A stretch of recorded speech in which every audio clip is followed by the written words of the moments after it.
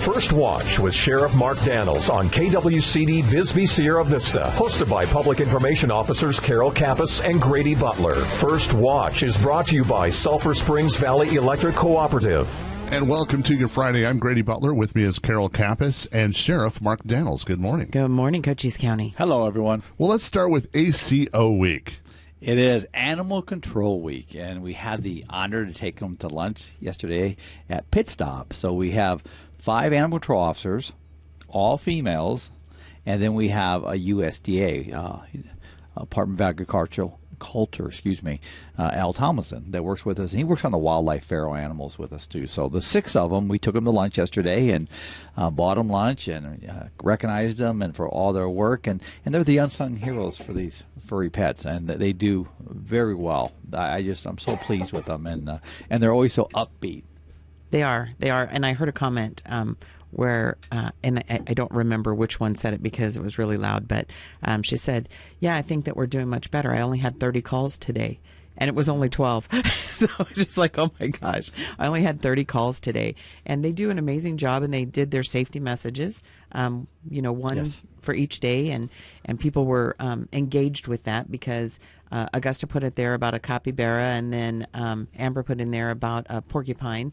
And people are wondering, where are these animals coming from? But it's really what they have to deal with in any given day. It's just not a dog and a cat. It's a multitude of animals, including mice. There was one case where they had a mouse. So I don't know. If it's an animal, they respond. I've been up in Ramsey Canyon. We were chasing a rooster.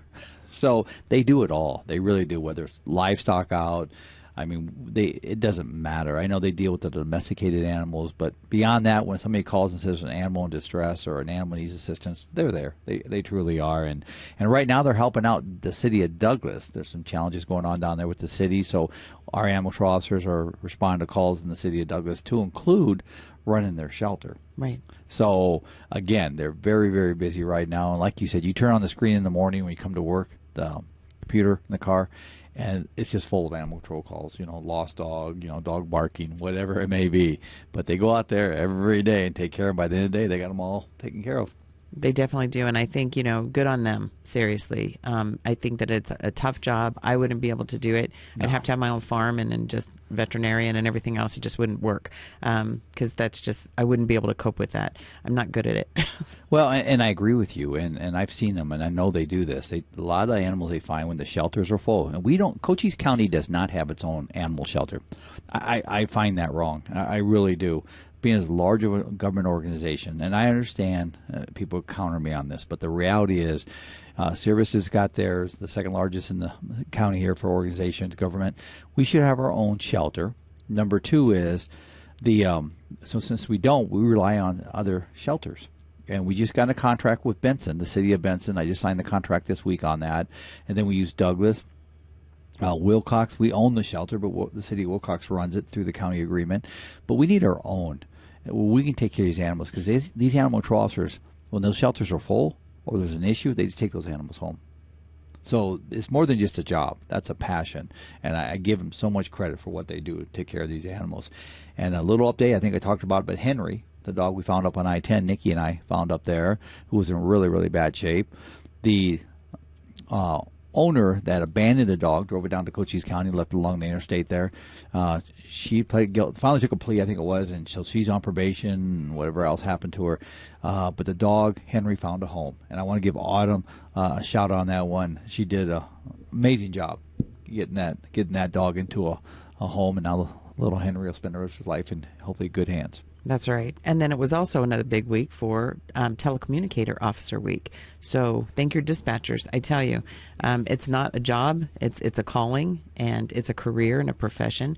And you have to have professionals in that profession, or it's just not going to work. It's not a good fit. And I think that they've made, just huge strides and leaps and bounds. And that's, a credit to every single person in there, and specifically under the leadership of Tammy Jo. Tammy Jo and Melissa Clark, they're the top two supervisors over there. And they have brought that together. And I can't say enough. And you walk in there, it's just a different temperature right now. It's welcoming. I mean, again, it starts with good leadership, and that's happened over there. But again, we recognize them with the luncheon. You took them lunch yesterday, and we all chipped in. And again, it's just thank you, Carol, for all the work you're doing, that coordination level of that too. But thank you to all our dispatchers, because they're the first ones. When somebody calls 911 for help, that's the first voice of calm, first voice of reason, and the first voice of resolution for these folks. So thank you to our communicators, dispatchers over at CCOM. We also want to give a shout out to our jail staff this week. They did. We had a call we were notified this week where an inmate tried to escape down there.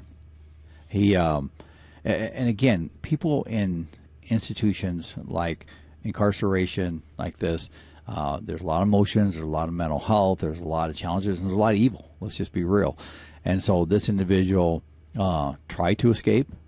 Thanks to the vigilance of those detention officers down there, they curtailed it. He caused some damage in the process. But again, they caught him before he even got advanced into his plan. And he admitted later, I was trying to escape.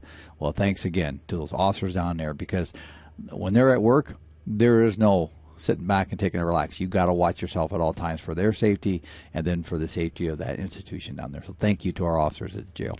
And while we're talking about detention, we are hiring in detention. So if you're 18 years or older and would like a job, you could join the sheriff's office and just go online to cochise.ez.gov/sheriff and fill out the application. Fill out the application. Love to get you on board. And it's a great stepping. It's a great teamwork. A lot of people, I don't work in the jail, you know.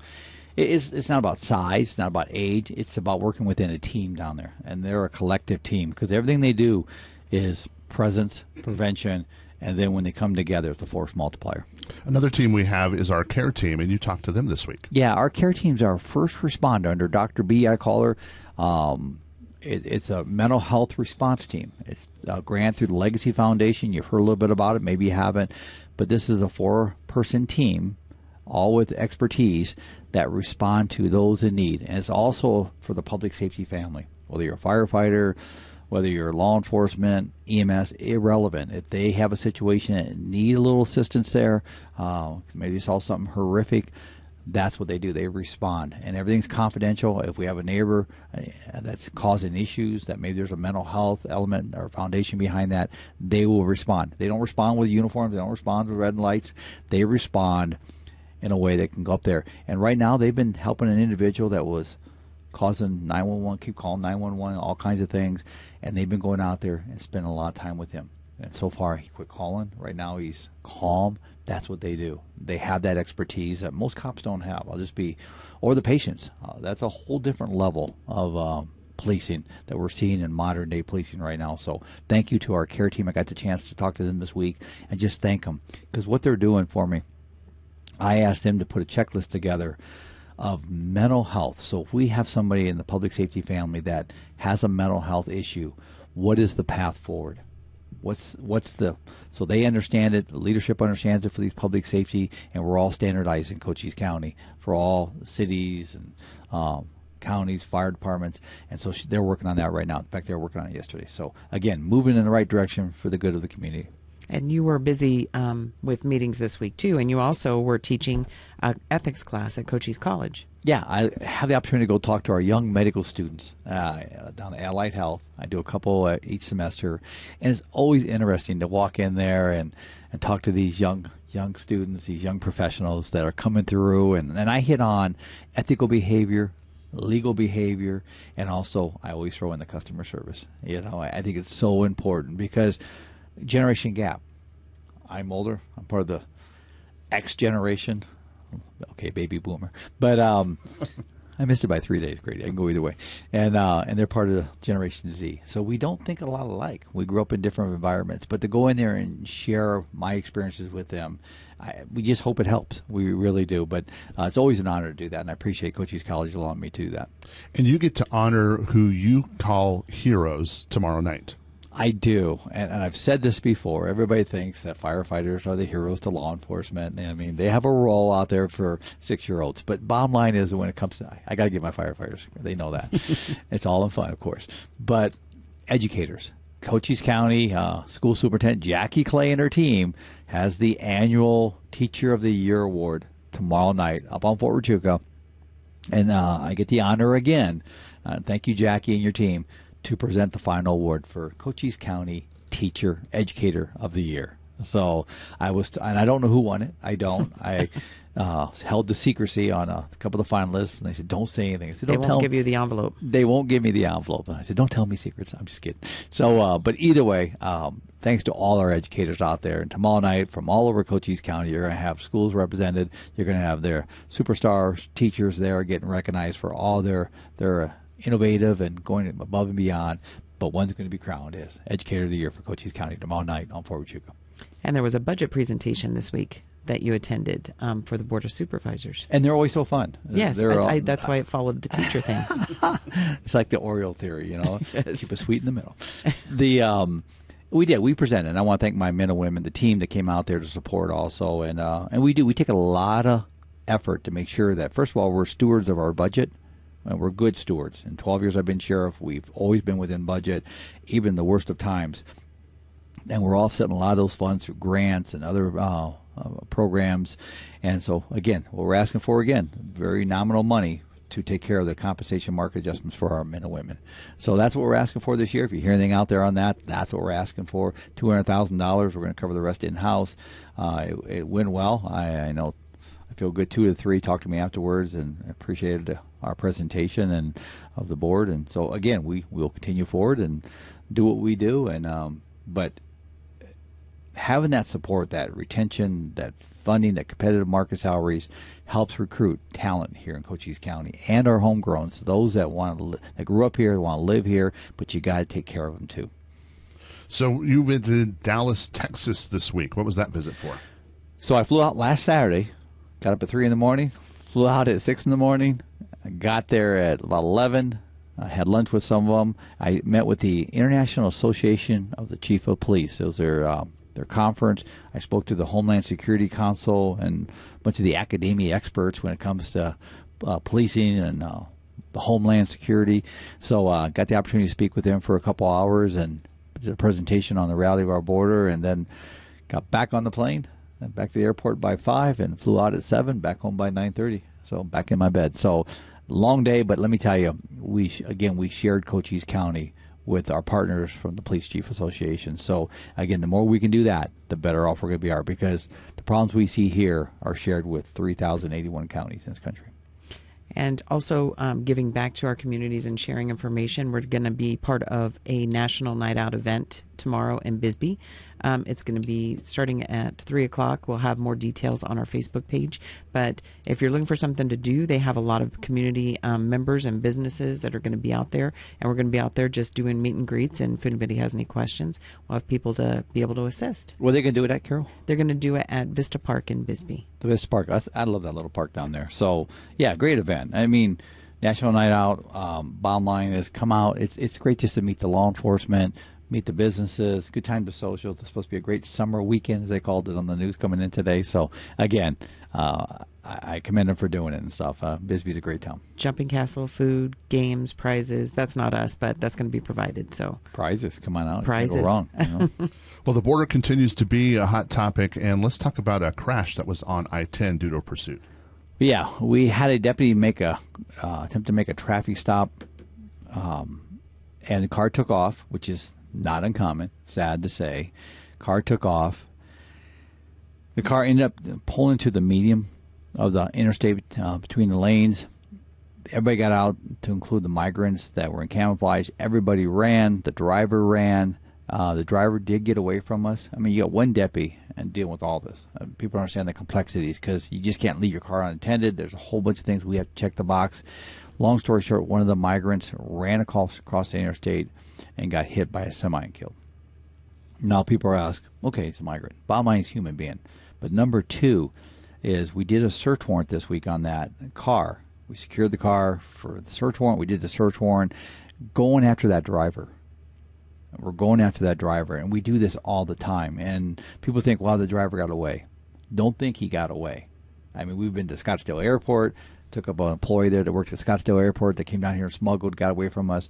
So we'll go after him all the way. And then we had another one in Sierra Vista here last week where same thing. He's a repetitive smuggler driver. We know who he is. He left his, I think it was his wallet or cell phone behind on the seat. And we thank him for doing that. We thank him. So we're going after him too.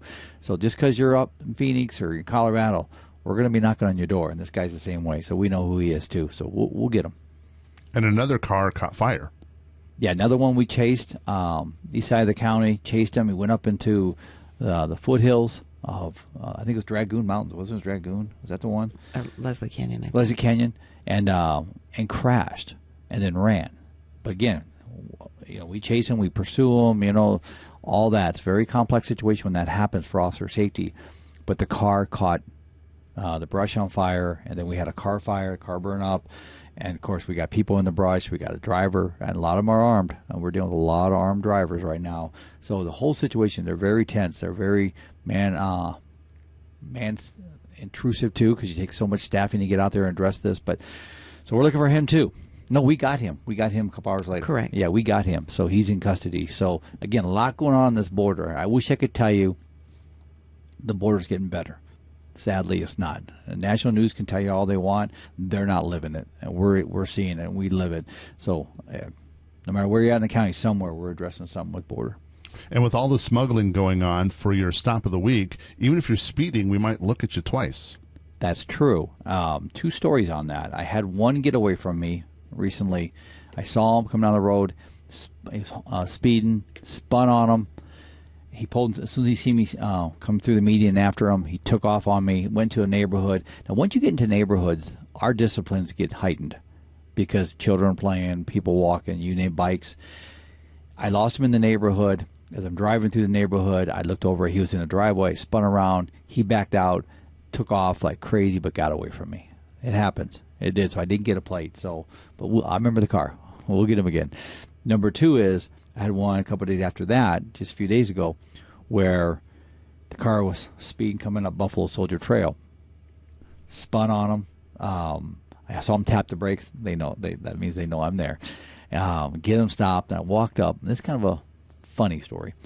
So I walked up, talked to the driver, the female driver, and the male passenger.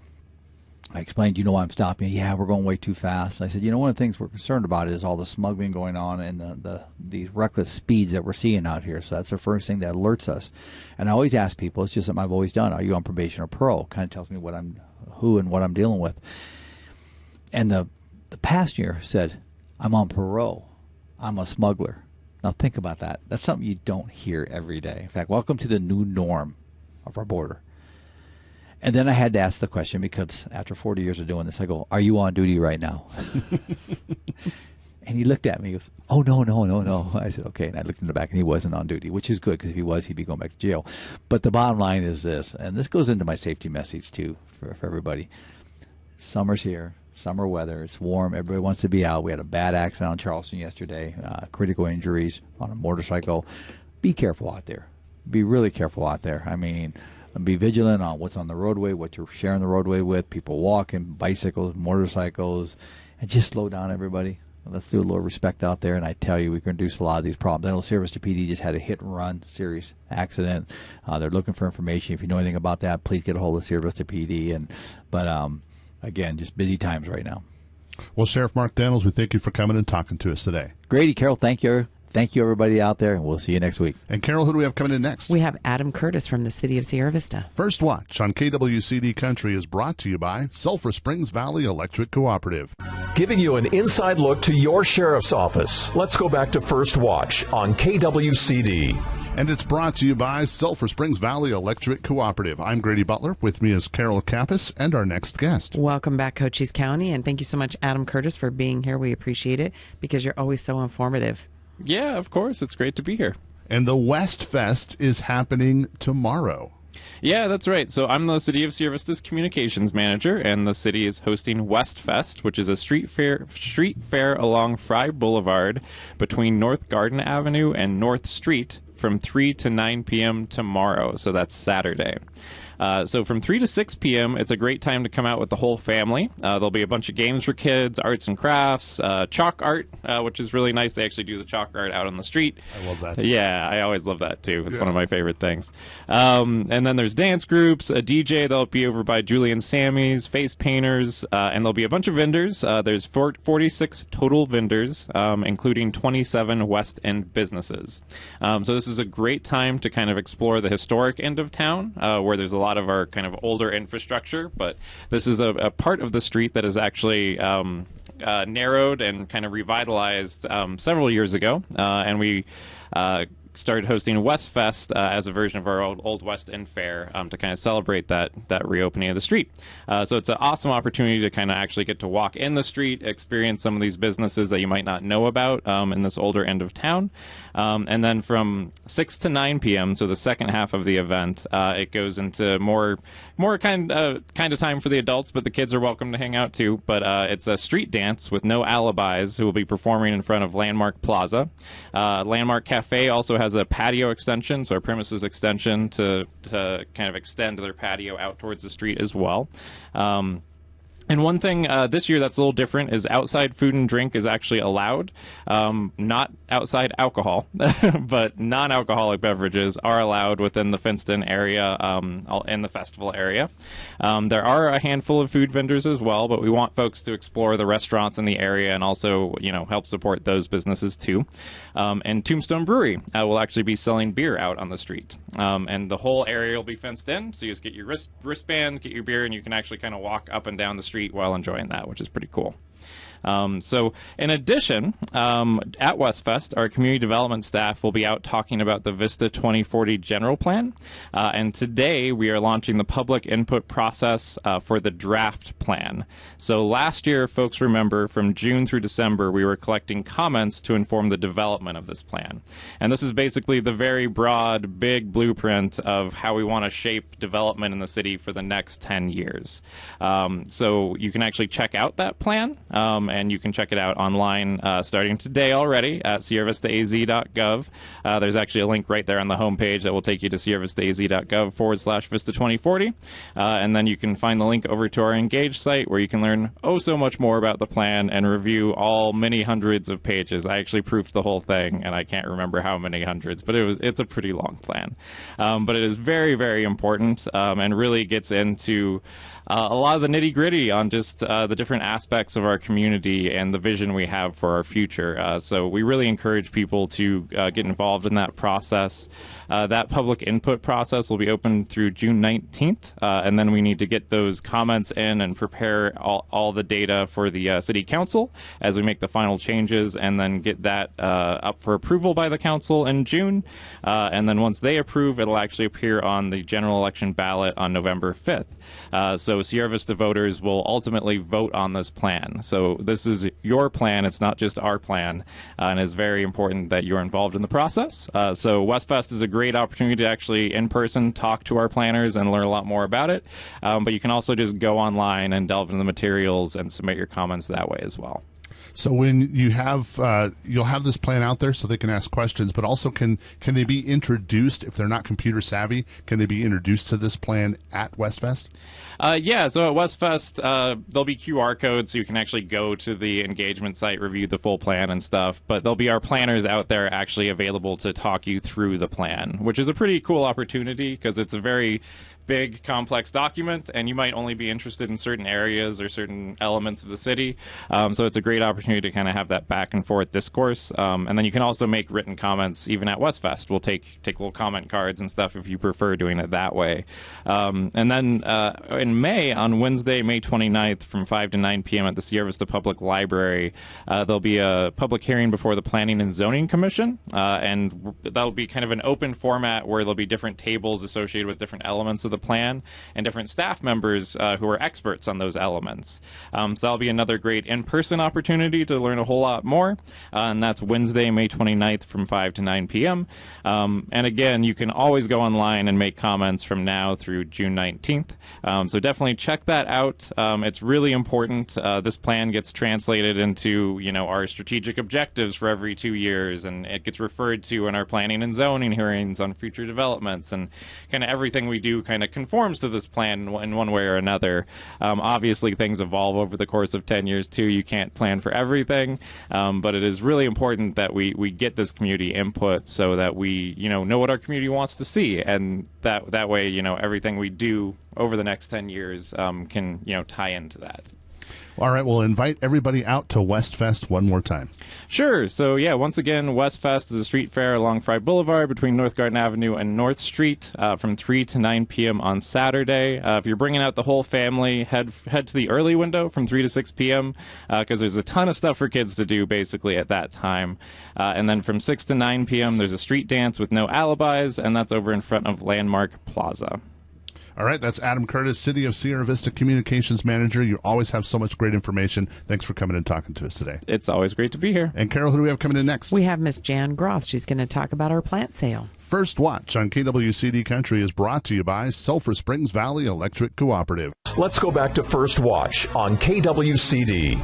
And it's brought to you by Sulphur Springs Valley Electric Cooperative. I'm Grady Butler, and with me is Carol Kappas and our next guest. Welcome back, Cochise County, and thank you so much, Jan Groth, for being here. Oh, it's a pleasure. I thank you all for letting me stop by. Well, we just found out something exciting. This is a first time for both of us. So thank you so much for coming into First Watch. Yeah. We've got a huge weekend coming up at University of Arizona campus here in town. Cochise County Master Gardeners out of Cooperative Extension at U of A are having our annual spring plant sale this weekend, Saturday, April 20, over on campus. We always start with a plant talk, which makes this a little different. So we take this year we have more than 100 varieties of plants in this sale. There are 110 actually varieties of Arizona native and desert adapted trees, shrubs, perennials, vines, and we in the talk, we try to talk about each one, go right down and say, this has a flower, this has this much sun, this much water, etc. How can you use it in your garden? Give a little gardening advice along the way. But that plant talk is 8:30 to 10, and we hope it is educational and inspirational for people. You will never hear me stop talking about how good gardening is for people. You got to get out in nature. You got to get out in the sun. Got to get your hands dirty. It's good for the mind, the body, the soul. So we're hoping we'll inspire some people to pick up something pretty new for your landscape and get out there and work. It's nice. What time is the event tomorrow? So the talk is at 8:30 to 10 o'clock. The talk will be in the public meeting room inside Groth Hall. And then the sale is right outside that on the north patio of Groth Hall. Actually, it'll be on both ends in both courtyards. And the sale is 10 o'clock to 2. We don't sell anything before the 10 o'clock mark. We have some features this year. We always feature the talk, we always feature the sale, but we have a new section of plants called agaves and mangaves that are specialized. They're kind of collector plants, and they're smaller. They're only like maybe 10 inches tall by 2 inches wide. They make great container plants.